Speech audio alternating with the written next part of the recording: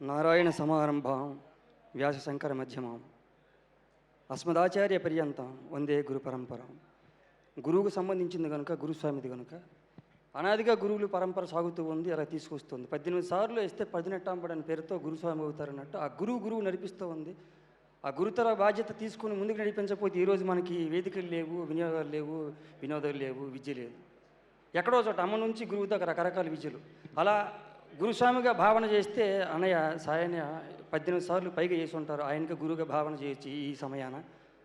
ఆయన మానసిక స్వభావం ఎలా ఉంటుందో దగ్గరగా ఎరిగిన వాళ్ళకి బాగా అర్థమవుతుంది. నా బోటివాడు వచ్చేదో వేషం చేస్తుంటే చేసి వెళ్ళిపోతూ ఉంటే శివసార దగ్గర తీసుకొచ్చి మనోడు పద్యం పాడతాడు, ఇప్పుడు విన్నారా అని, ఇలా ఏ మనిషిలోని ఏదన్నా ఉంటే తీసుకెళ్ళి పరిచయం చేసి మనం చేస్తూ ఉంటే ఆయన లేకపోతే ఆయన పిల్లలు చేస్తుంటే మనం అలా మురిసిపోయి ముసిముసి నవ్వులు అవుతూ ఉన్నట్టు ఆయన అక్కడెక్కడో ఉండి మురిసిపోతూ ఉండే సుగుణం ఆయనది. ప్రపంచంలో పెద్ద పెద్దలు మాట్లాడుతూ ఉంటారు ఆయన అజాత శత్రువు అని. బహుశా ఇలాంటి గుణాలే మిమ్మల్ని అలా నిలబెట్టేయమనయ్య. మా బోటి వారికి అది ఉపదేశం కింద పనికొస్తుందేమో. ఇది చాలా ఉంది పెద్ద పెద్ద వాళ్ళది, అంత ఏం చెప్పగలుగుతాం, తక్కువది గజగజగా దునుకుతున్నాయి చేతులు ఎక్కినప్పుడు, సమయం తక్కువ అంటారు. ఇలా నేను ఆ తక్కువ సమయంలో పరిధిలో పరిచయమైన వారితో 2-3 మొక్కల్లో అంటే విష్ణు శర్మ గారు. ఆయన గురించి నేను చెప్పేది ఏమి లేదు, నాకు అంతగా పెద్దగా తెలియదు. సినిమాల గురించి ఏం మాట్లాడతా, వేషం చేసిన వాడిని. నేను నాటకాలు ఆడుతున్నప్పుడు గురుగారు చదువుకున్నప్పుడు విష్ణు శర్మ ఇంగ్లీష్ చదువు అని ఒక నాటకం ఉండేది. ఆయన పేరు వినగానే అదే నాకు గుర్తుకొచ్చేది. మీరు ఆ రూపాన్ని నాకు గుర్తుండిపోయినారు సార్. శివసారి గురించి చెప్పడానికి వస్తే చాలామంది చాలా చెప్పే ఉంటారు, నేను లేటుగా వచ్చాను. కిషోర్ గారి గురించి, సురభి ప్రభ గారి గురించి, అందులో నా గురించి ఒకసారి ఆయన చెప్పారంట. మీరు బాగా నచ్చారండి సార్కి, తదుపరి సినిమాల్లో మీకు మంచి వేషాలు రాయాలి, నేను ఒకవేళ ఈ హడావుడిలో మర్చిపోతే గుర్తుపెట్టి నాకు చెప్పండి అని శివగారు మన లక్ష్మీనాయుడు గారికి, సురేష్ గారు కోడేటర్ గారికి చెప్పారని వారు నాకు వచ్చి ప్రత్యేకంగా చెప్పారు. అవసరం లేదు వారికి, ఈ 3 పేర్లు చెప్పారంట. అది ఈ సందర్భంగా అది గుర్తొచ్చింది. మీ గురించి ఏం చెబుతారు సార్ మీరు? ఇందులో ఇది ఇలా దొర్లుతూ వెళుతూ ఉంటే ఒకరోజు అక్కడ నాకు ఇచ్చిన రూమ్ దగ్గర సెలయేరు ఇలా పారుతూ ఉంది. అలా సౌండ్ వినబడుతుంటే అక్కడికి వెళ్ళి చూసినప్పుడు సడన్గా ఒక చిన్నపాటిది వచ్చింది సార్. అప్పుడప్పుడు గుడి గోపురంకి వెళ్తుండడం అలవాటు. వెళుతున్నప్పుడు సాధారణంగా చిన్నది ఎవరైనా సాయం చేస్తే, మాట సాయమో మూట సాయమో చేస్తే థ్యాంక్స్ చెబుతాం. ఆ కార్యం ఒడ్డెక్కడానికి అది సరిపోతుంది అనుకుంటాం.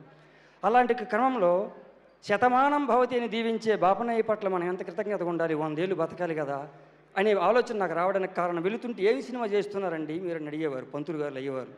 ఈ మధ్య రవితేజ్ గారిదండి ఇరుముడి అని. చేస్తున్నారా?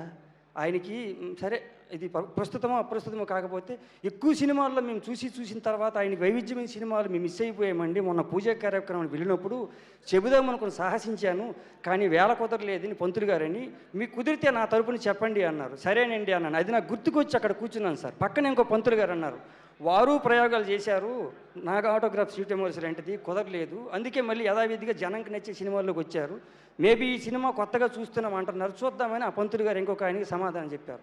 ఇవన్నీ గుర్తొచ్చి ఆ సెలయేరు దగ్గర కూర్చున్నప్పుడు సార్ గొంతు ఎంతవరకు పెగులుతుందో తెలియదు, దీనికి యతి ప్రాస భావం ఏమి తెలియదు, రాగము తెలియదు. అలా కొన్ని పదాలు జమ అయినప్పుడు ఒక ఊహాగానంతో వచ్చిన చిన్న పదం ఒకటి వెళ్ళింది. అది అనే ప్రయత్నం చేసి ముగిస్తాను సార్. వారి గురించి పెద్దలు అన్నప్పుడు ఎలా ఉంటుంది, ఎలా ఉండబోతుంది, ఏ అయ్యవారి ఆశీర్వచనం ఎలా ఫలిస్తుందో అని ఆ ఆలోచన దొంతలో పుట్టింది. రవితేజమలరగా కమనీయ గమనీయ చిత్రమై మెరవగా, రవితేజమలరగా కమనీయ గమనీయ చిత్రమై మెరవగా. ఇక్కడ కొన్ని చోట్ల తిరుగుతున్నప్పుడు కొంతమంది పెద్దోళ్ళు, రకరకాల వాళ్ళు, సంస్థ మంచిది, పైసలు భాగిస్తారు, ఫుడ్ బాగా పెడతారు అని చెప్పేవారు సార్. విన్నాను, నేను తక్కువ కంపెనీలతో పనిచేశాను సార్. అలాంటి పేరు విన్నప్పుడు సడన్గా వారు మదిలోకి వచ్చారు.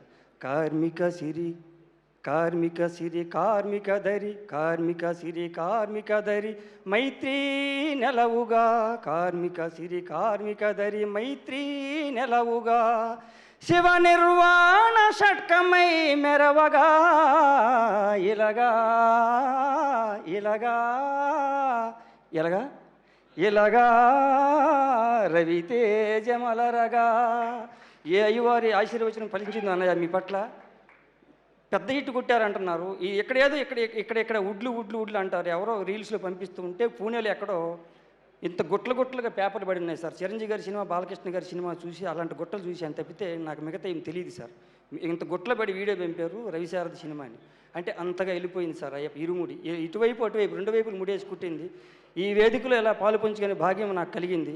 మీ అందరికీ నాకు ఇంత డబ్బులు ఇచ్చి ఇంత వేషం రాసినందుకు, డబ్బులు ఇచ్చినందుకు, ఇంత పెట్టినందుకు, ఇలా చూపిస్తున్నందుకు, నారదముని ఆ అంశతో కొనసాగుతున్న మీడియా వారికి అందరికీ కృతజ్ఞతలు తెలుపుతూ మరొకసారి విజయోత్సవ వేడుకలు పాల్గొనే భాగ్యం నాకు కలిగినందుకు భగవంతుని శిరస్సు ఉంచి నమస్కరిస్తున్నట్టు భావన చేస్తూ సెలవండి.